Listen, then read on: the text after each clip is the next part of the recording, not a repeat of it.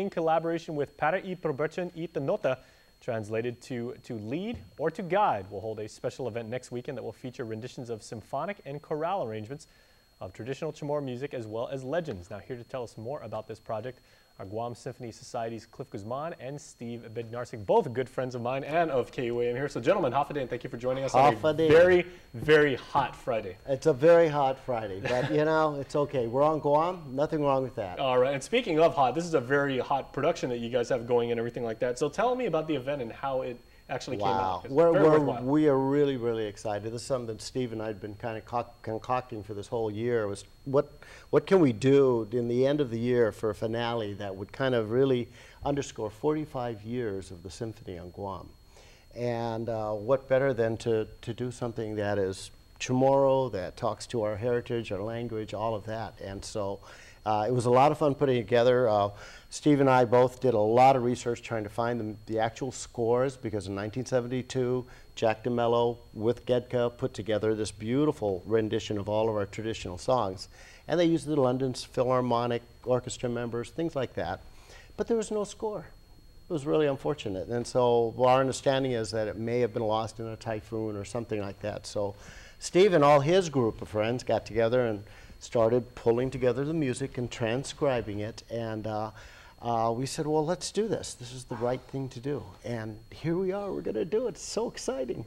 Now, Steve, I know your passion for music is obviously, you know, well-spoken. And if there's anybody on island who has the pulse of, and the tempo, I should say, you know, pun intended, of the Guam music scene, you like that one, huh? Yeah. It certainly is you. And, you know, of course, you know, Steve Vai started out doing transcription for the great Frank Zappa, and that's how he got started. That's true, very true. But in your own experience, how fun was it to actually transcribe, and, you know, from your own, you know, your classical and your formal background and everything, to transcribe this kind of music? Well, it's very exciting and very interesting. You learn a lot about the music by transcribing it. Usually you start with the bass line, you kind of build it up from there, but it requires a lot of just listening to the tunes over and over again.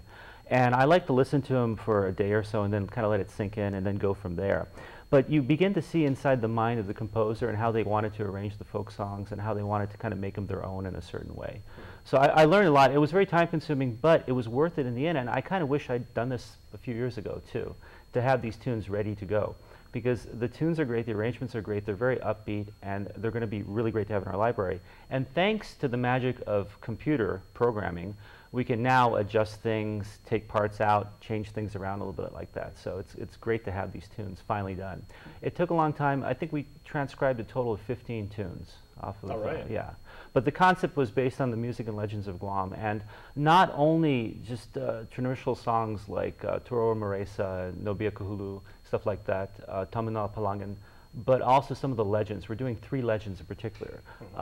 Two Lovers Point, Lottie Stones, and also the story of the Duendas, the story and dance of the Duendas. Now, do you put original music, or, you know, to There's this? Underscoring to the legends as they're being read. Yes. How challenging is that? And, you know, like Cliff, as someone who knows about the legends as well as you do, how difficult is it to match, you know, I mean, to do any score and everything, to actually match the mood and the theme and to honor the traditions of those who came before us and everything with well, I think it's a matter of putting the story out there, and it's like when you go to a movie. If you watch a movie or a Broadway musical, if you don't have that music underscore, sometimes it doesn't have the same effect.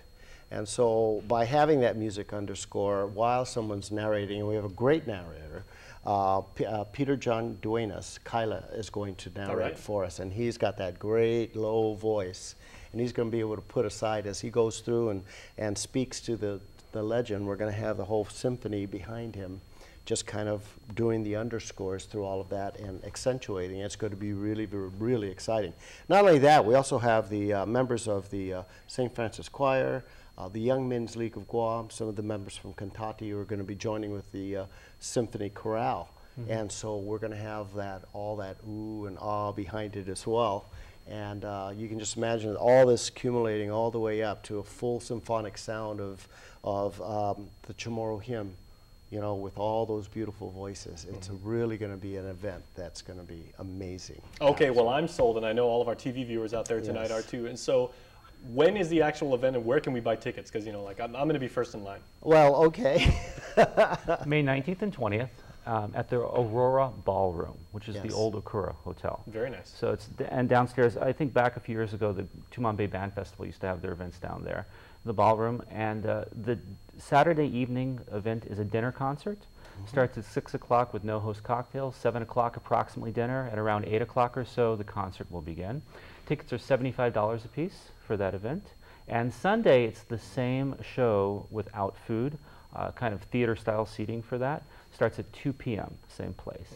And tickets can be found at our normal ticket outlets, which are Faith Bookstore, Brown Bag Cafe, Dragon Locksmith, and Salon Paradise. Oh, and $20 for the matinee. For the matinee on Sunday. $20. All right. Is there any other thing people should know about this production, or what they can expect, or the experience they can expect to take part in? Well, actually, we're trying to do it kind of multimedia. We're going to have slides going on while the music's going on of the eras, different eras of Guam. We're looking at some video clips that we might be able to pull in to kind of give that whole feeling. The Probechi, the Pipit, they're going to be coming out, and they're doing all of the, the Chamorro decorations, the weaving, everything. So the whole night is going to be about Guam and some of the great music that we've got here. And it's about time. We need to do this. First time it's been done live on Guam. Symphony is really proud to be able to bring it. And it's just the first of many things to come along this line for the symphony. And all right, well, gentlemen, thank you very much. Can't wait to see it. Well, please, everyone, come out, please, on Saturday and Sunday. If you're interested in coming out to the dinner, you better hurry because the tickets are going really fast. And come on out. If you can't make it for the dinner, come out for Sunday at 2 o'clock over at the Aurora for the Music and Legends of Guam, brought to you by the Guam Symphony Society and Pipit. You have done this before, obviously, both of you and everything. I'm just going to sit back and just say we'll be right back after this commercial break. The real stars are here, so please stay tuned.